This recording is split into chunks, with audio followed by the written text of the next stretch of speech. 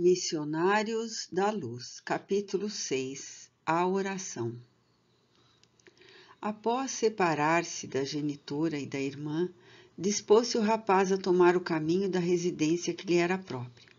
Seguimo-lo de perto. Doía-me identificar-lhe a posição de vítima, cercado pelas duas formas escuras. As observações referentes à microbiologia psíquica impressionavam-me fortemente. Conhecia de perto as alterações circulatórias, determinando a embolia. Nota: oclusão súbita de um vaso sanguíneo, geralmente uma artéria pela migração de um coágulo que se desprende do seu local de origem e se fixa no local de obstrução, impedindo o fluxo de sangue abaixo desse ponto. O infarto, a gangrena, tratara noutro tempo inúmeros casos de infecção através de artrites e miosites, inflamação do tecido muscular ou vários músculos, úlceras gástricas e abscessos miliares, presença difusa de finas lesões nodulares semelhantes a um grão de milho miúdo, que podem invadir todos os órgãos, especialmente os pulmões e as pleuras. Examinar atenciosamente, no campo médico, as manifestações do câncer, dos tumores malignos, em complicados processos patológicos. Vira múltiplas expressões microbianas no tratamento da lepra, da sífilis, da tuberculose. Muitas vezes, na qualidade de defensor da vida, permanecera longos dias em duelo com a morte, sentindo a inutilidade de minha técnica profissional no ataque aos vírus estranhos que apressavam a destruição orgânica. Zombando-me dos esforços, na qualidade de médico, entretanto, na maioria dos casos, quando podia contar com a prodigiosa intervenção da natureza, mantinha a presunção de conhecer variadas normas de combate em diversas direções. No diagnóstico da difteria, não se vacilava na aplicação do soro de Roux, e conhecia o valor da operação de traqueotomia no Krupp. Laringite complicada por dispneia e asfixia causada pelo bacilo diftérico, por dificultar ou impedir a penetração de ar na traqueia, pode levar à morte por sufocação. Declarado. Nas congestões, não me esqueceria de intensificar a circulação. Nos eczemas, lembraria sem dúvida os banhos de amido, as pomadas à base de bismuto e a medicação arsenial e sulfurosa.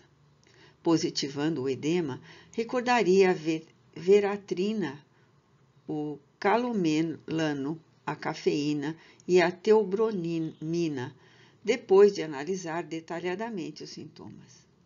No câncer, praticaria intervenção cirúrgica, se os raios X não demonstrassem a eficiência precisa. Para todos os sintomas, saberia utilizar regimes e dietas, aplicações diversas, isolamento e intervenções. Mas, e ali? À nossa frente caminhava um enfermo diverso. Sua diagnose era diferente. Escapava ao meu conhecimento dos sintomas e aos meus antigos métodos de curar. No entanto, era paciente em condições muito graves. Viam-se-lhe os parasitos escuros. Observava-se-lhe a desesperação íntima em face do assédio incessante. Não haveria remédio para ele? Estaria abandonado e era mais infeliz que os doentes do mundo? Que fazer para aliviar-lhe as dores terríveis a se manifestarem à maneira de angustiosas e permanentes inquietações? Já havia atendido a entidade perturbadas e sofredoras, balsamizando-lhes padecimentos atrozes. Não ignorava os esforços constantes de nossa colônia espiritual a fim de atenuar sofrimentos dos desencarnados de ordem inferior. Mas ali, em virtude da contribuição magnética de Alexandre, o grande e generoso instrutor que me seguia, observava um companheiro encarnado, presa de singulares viciações. Por mais fatores, ministrar o socorro indispensável? E, naturalmente, novas reflexões ocorriam-me céleres. Semelhantes expressões microbianas acompanhariam os desencarnados? Atacariam a alma fora da carne? Quando me debatia em amarguras inexprimíveis nas zonas inferiores, certo havia sido vítima das mesmas influenciações cruéis. Todavia, onde o remédio salutar? Onde o alívio para as tamanhas angústias? Revelando paternal interesse, Alexandre veio em meu socorro esclarecendo. Estas interrogações íntimas, André, são portadoras de grande bem para o seu coração. Começa a observar as manifestações do vampirismo, as quais não circunscrevem ao ambiente dos encarnados. Quase que a totalidade de sofrimentos nas zonas inferiores deve a ela sua dolorosa origem. Criaturas desviadas da verdade e do bem, nos longos caminhos evolutivos, reúnem-se umas às outras para a continuidade das permutas magnéticas de baixa classe. Os criminosos de vários matizes, os fracos da vontade, os aleijados do caráter, os doentes voluntários, os teimosos e recalcitrantes de todas as situações e de todos os tempos, integram comunidades de sofredores e penitentes do mesmo padrão, arrastando-se pesadamente nas regiões invisíveis ao olhar humano. Todos eles segregam forças detestáveis e criam formas horripilantes, porque toda a matéria mental está revestida de força plasmadora e exteriorizante.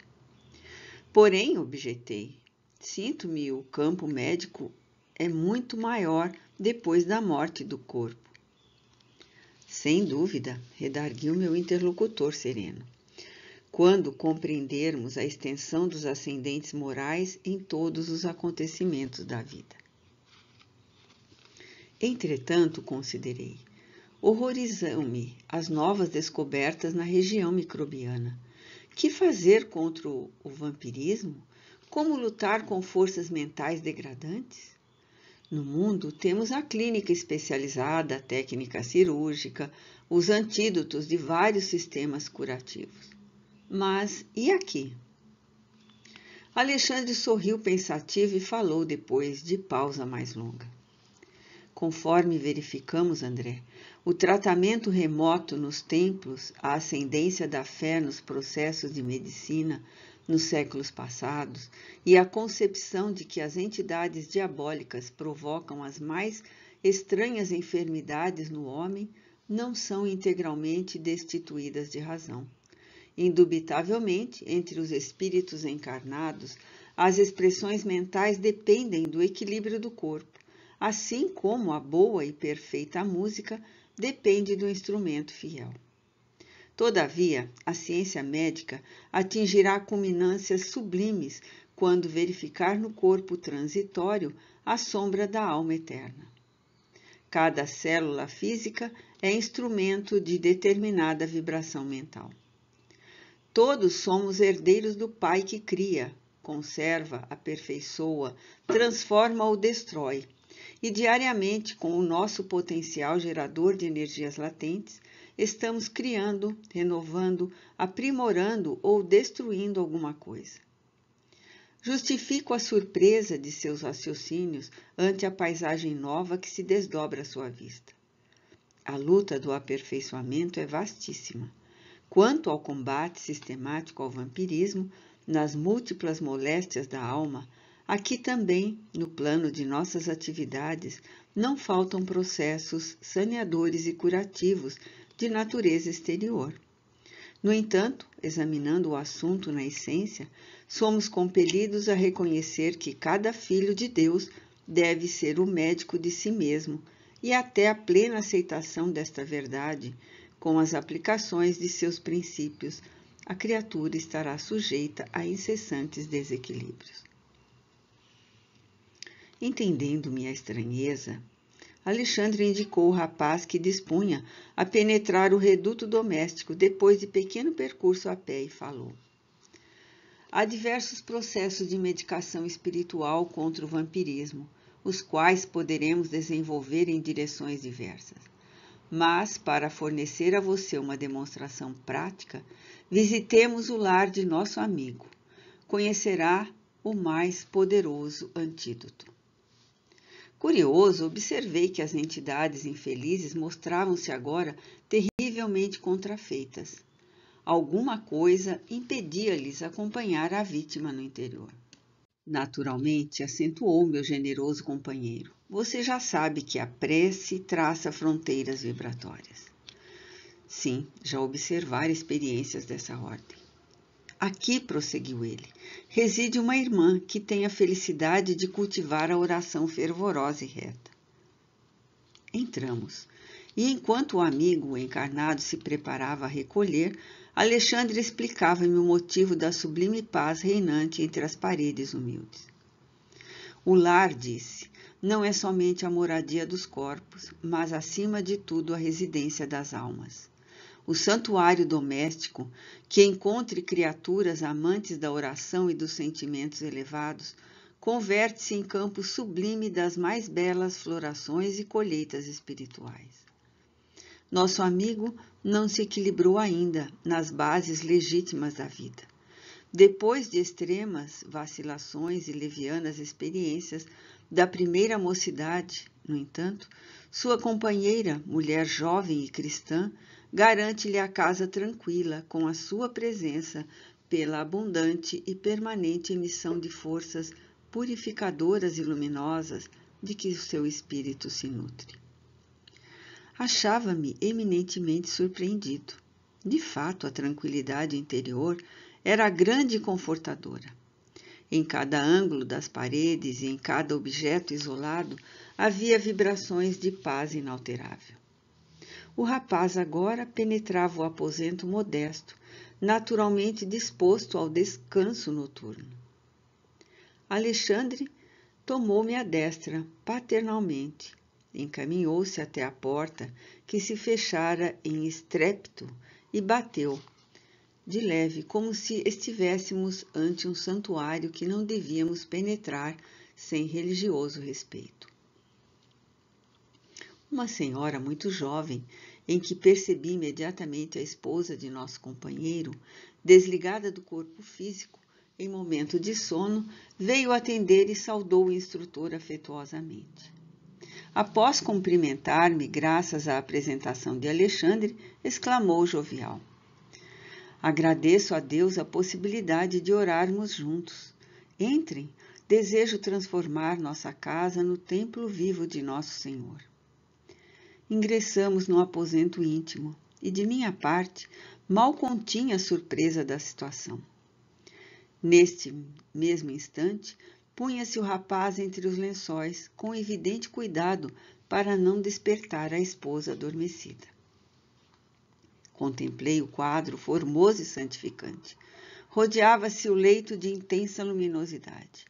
Observei os fios tenuíssimos de energia magnética ligando a alma de nossa nobre amiga à sua forma física, placidamente recostada. Desculpe-me, disse bondosa, fixando o olhar no instrutor. Preciso atender agora aos meus deveres imediatos. Esteja à vontade, Cecília, falou o orientador com a ternura de um pai que abençoa. Passamos aqui tão só para visitá-la. Cecília beijou-lhe as mãos e rogou: não se esqueça de deixar-nos os seus benefícios. Alexandre sorriu em silêncio e por alguns minutos manteve-se em meditação mais profunda. E enquanto ele se mantinha insulado em si mesmo, eu observava a delicada cena. A esposa, desligada do corpo, sentou-se à cabeceira e no mesmo instante o rapaz, como se estivesse ajeitando os travesseiros, descansou a cabeça em seu regaço espiritual. Cecília, acariciando-lhe a cabeleira com as mãos, elevava os olhos ao alto, revelando-se em fervorosa prece. Luzes sublimes cercavam-na toda, e eu podia sintonizar com as suas expressões mais íntimas, ouvindo-lhe a rogativa pela iluminação do companheiro, a quem parecia amar infinitamente. Comovido com a beleza de suas súplicas, reparei com assombro que o coração se lhe transformava num foco ardente de luz, do qual saíam inúmeras partículas resplandecentes, projetando-se sobre o corpo e sobre a alma do esposo com a celeridade de minúsculos raios. Os corpúsculos radiosos penetravam-lhe o organismo em todas as direções, e muito particularmente na zona do sexo, na qual identificara tão grandes anomalias psíquicas. Concentravam-se em massa, destruindo as pequenas formas escuras e horripilantes do vampirismo devorador. Os elementos mortíferos, no entanto, não permaneciam inativos. Lutavam desesperados com os agentes da luz. O rapaz, como se houvesse atingido um oásis, perdera a expressão de angustioso cansaço. Demonstrava-se calmo e gradativamente cada vez mais forte e feliz no momento em curso. Restaurado em suas energias essenciais, enlaçou devagarinho a esposa amorosa que se conservava maternalmente ao seu lado e adormeceu jubiloso. A cena íntima era maravilhosamente bela aos meus olhos. Dispunha-me a pedir explicações quando o instrutor me chamou delicadamente, encaminhando-me ao exterior. Fora do quarto, falou-me paternalmente. Já observou quanto devia. Agora poderá extrair as próprias ilações. Sim, retruquei. Estou assombrado com o que vi. No entanto, estimaria ouvi-lo em considerações esclarecedoras. Não tenha dúvida, prosseguiu o orientador. A oração é o mais eficiente antídoto do vampirismo. A prece não é movimento mecânico de lábios, nem disco de fácil repetição no aparelho da mente. É vibração, energia, poder. A criatura que ora, mobilizando as próprias forças, realiza trabalhos de inexprimível significação. Semelhante estado psíquico descortina forças ignoradas, revela a nossa origem divina e coloca-nos em contato com as fontes superiores. Dentro dessa realização, o espírito, em qualquer forma, pode emitir raios de espasmos de espantoso poder. Após breve intervalo, Alexandre considerou, imprimindo mais força ao ensinamento. E você não pode ignorar que as próprias formas inferiores da Terra se alimentam quase que integralmente de raios. Descem sobre a fronte humana em cada minuto bilhões de raios cósmicos, oriundos de estrelas e planetas amplamente distanciados da Terra, sem nos referirmos aos raios solares, caloríficos e luminosos, que a ciência terrestre mal começa a conhecer. Os raios gama provenientes do rádio, que se desintegra incessantemente no solo, e os de várias expressões emitidos pela água e pelos metais, alcançam os habitantes da Terra pelos pés, determinando consideráveis influenciações. E em sentido horizontal, experimenta o homem a atuação dos raios magnéticos exteriorizados pelos vegetais, pelos irracionais e pelos próprios semelhantes. A admiração impusera-me silêncio, mas o orientador prosseguiu após ligeiro intervalo. E as emanações de natureza psíquica que envolvem a humanidade, provenientes das colônias de seres desencarnados que rodeiam a Terra? Em cada segundo, André, cada um de nós recebe trilhões de raios de vária ordem e emitimos forças que nos são peculiares e que vão atuar no plano da vida, por vezes, em regiões muitíssimo afastadas de nós.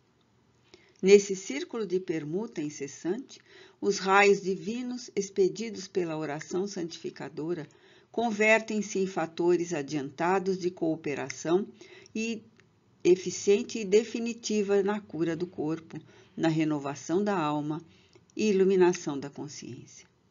Toda prece elevada é manancial de magnetismo criador e vivificante, e toda criatura que cultiva a oração com o devido equilíbrio do sentimento transforma-se gradativamente em foco irradiante de energias da divindade.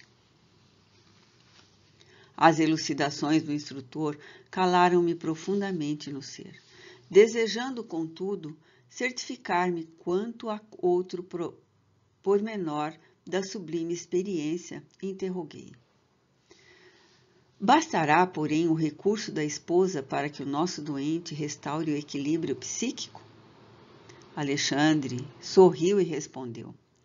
O socorro de Cecília é valioso para o companheiro, mas o potencial de emissão divina pertence a ela, como fruto incorruptível dos seus esforços individuais. Significa para ele o acréscimo de misericórdia, que deverá anexar em definitivo ao patrimônio de sua personalidade por meio do próprio trabalho. Receber o auxílio do bem não quer dizer que o beneficiado seja bom. Nosso amigo precisa devotar-se com fervor ao aproveitamento das bênçãos que recebe, porque, inegavelmente, toda cooperação exterior pode ser interrompida e cada filho de Deus é herdeiro de possibilidades sublimes e deve funcionar como médico vigilante de si mesmo.